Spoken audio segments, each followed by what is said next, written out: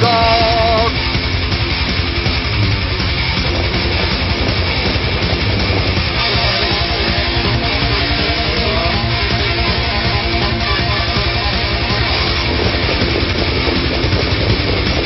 Three-quarters and 124.4. Hiya, Trot. He's great on top by 4 lengths. Hi, everybody, and welcome to our show. We call it PA Harness Week, and we'll give you everything you need to know about what happened in the past week in the world of harness racing. And also, Pennsylvania, and I'm not making this up, Pennsylvania is the harness capital of the world. You can make book on that. Trust me, it is. I'm Steve Ross, and this lovely lady to my right, as usual, is my groovy broadcast partner, and her name is Heather Moffett. Couldn't you see that name up on a billboard? Heather Moffett, starring in, it's just a great name. Yeah, starring like that, in the groovy PA Harness Week. Yeah. And we got huge billboard. We got some groovy stuff going on this week. We have a new feature we're about to debut this week, and it's the heebie-jeebie feature.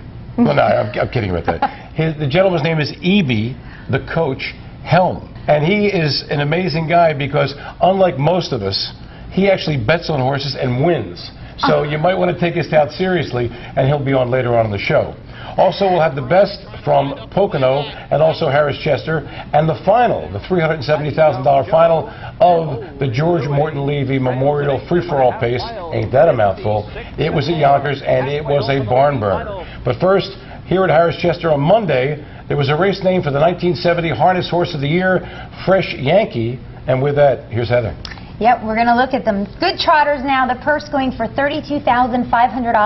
Sloppy track, but it looks like maybe the rain had stopped by then. But then it was Sloopy, not sloppy. Sloopy, exactly. Hang on, Sloopy. In here, Sergeant York, he's coming off a win from last week with trainer Josh Green. Also, Chicken Tell went off stride in his most recent effort up at Yonkers. However, he's got enough respect that he is the favorite in here. And LT's Best has been against some top trotters here at Chester the past 2 times, and then finished second the past 2 times. So maybe he'll have a little luck in here. Good start for Sergeant York from the outside. Ripped and J.M. Van Gogh also left. Chick and Tell is well placed in this early, going up into the top 4, and Sergeant York crosses and clears into the first turn. Rip protects the pocket. Chick and Tell drives on the outside. J.M. Van Gogh is settled in the 4th spot, just 2 3/4 off the lead. Then comes Dennis with Surfing Angus. Lolique is second. Last in the trailer is LT's Best, as Chick and Tell works his way to the front, clearing from Sergeant York past the quarter in 28-4. They come past us the first time, and Chick and Tell is joined at the outside by Ripped. And these two are tracked by Sergeant York, who was relegated to 3rd with 1 lap to go. J.M. Van Gogh races from midfield. Dennis moves to the outside. He's some 5 lengths off the lead, moving into the bridge turn, and his cover will be tracked by Surfing Angus. We come back 2.5 lengths to Lolique, and the trailer remains LT's Best. Ripped is joined at the outside by Dennis, and they're halfway home in 57-3. Dennis on the outside sticks an neck in front from Ripped as they straighten away, and it's 2 lengths back to Chick and Tell, who trots in 3rd. Sergeant York is locked in. Surfing Angus is stalling outside of rivals from midfield. He's 5 from the front past their point of departure. Lolique moves up 3 wide. J.M. Van Gogh is in tight quarters, and LT's Best remains last, but he's just 5 lengths from leader Ripped. Then Dennis between horses, and Chick and Tell is advancing 3 wide. Chick and Tell now with the share of the lead from Ripped. 3/4 and 126-4, and it's Chick and Tell by 3 parts of a length. Lolique is continuing to advance on the outside. Ripped fights back at the pylons. Sergeant York will await the open stretch. They cut the corner, and it's Chick and Tell, and he opens up by 2. Okay, a lot of action in this one. We've got Sergeant York getting the early lead, then Chick and Tell finally gets to the front, right past the stands. Then he gives up that lead to Ripped. Now Ripped gets pressured by Dennis. Meanwhile, Rockin' Ronnie Pierce somehow moves off the pylons. It's like a little Houdini move or something. I'm like, how did he do that? Well, you could be Chick and Tell, and I could be Ripped. Very good. I like that. Okay. Anyway, Chick and Tell does win. Better you should be Chick and No Tell, though. He wins in 155-4. Second was LT's Best, and then 3rd went to Sergeant York. Okay, we should mention also that Charlie Keller, who names all of his horses Yankee because he's an ex-Yankee player, Oh, going back to the name of the race. Exactly, for the fresh okay. hanky. So we did mention that, okay. Yeah, it's King Kong Keller. Yeah, exactly. I know all about that. You know your stuff, girlfriend. You are Chicken Tell.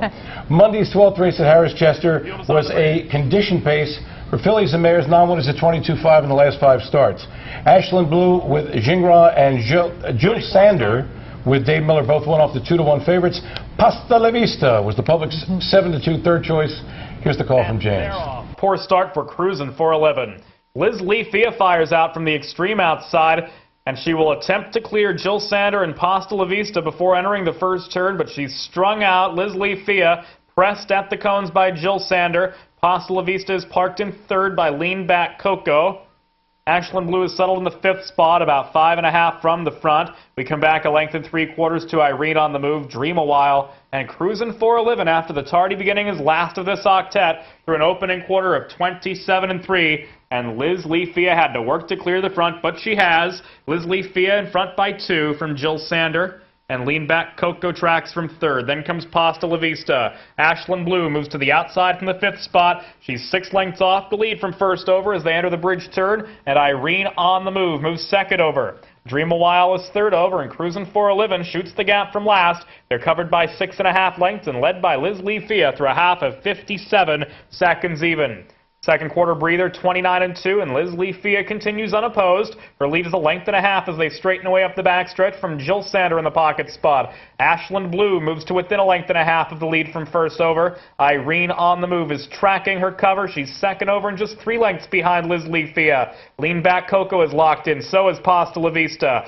Dream a While has 4 lengths to make up from third over, and Cruisin' 411 is behind excess cover from last. Liz Leafia by a diminishing neck. Ashland Blue is inching closer on the outside, and now Irene on the Move is tipped 3 wide by George Brennan. 3/4 and 126 even. They come to the top of the stretch. These 3 in a line. Liz Leafia. Ashland Blue now begins to tire between mares. Irene on the Move from 3 wide takes the lead at the 150, and it's Irene on the Move opening up the length. Jilsander at the inside showing late pace. Here's Cruisin' 411 on the grandstand side. Cruisin' 411, Irene on the Move, or Jilsander. Those 3 across the track. Talk about your blanket finish. How about 3 of them on the wire together, separated by just a little bit of a nostril? Jilsander with Dave Miller got the perfect 2-hole trip and got up by a nostril over Irene on the Move off at 5-1 with George Brennan.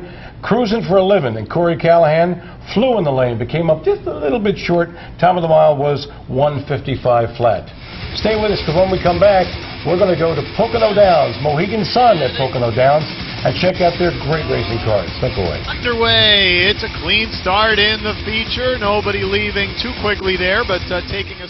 Executive producers Arlene and Jules Siegel proudly present their newest blockbuster, Titans of the Winner's Circle, a Fashion Farms production starring box office champion Broadway Hall, the former undefeated 2-year-old trotting colt of the year, also starring the Woodrow Wilson winner Real Artist, and introducing Village Jolt, the fastest and richest 2-year-old ever by Cam's Card Shark.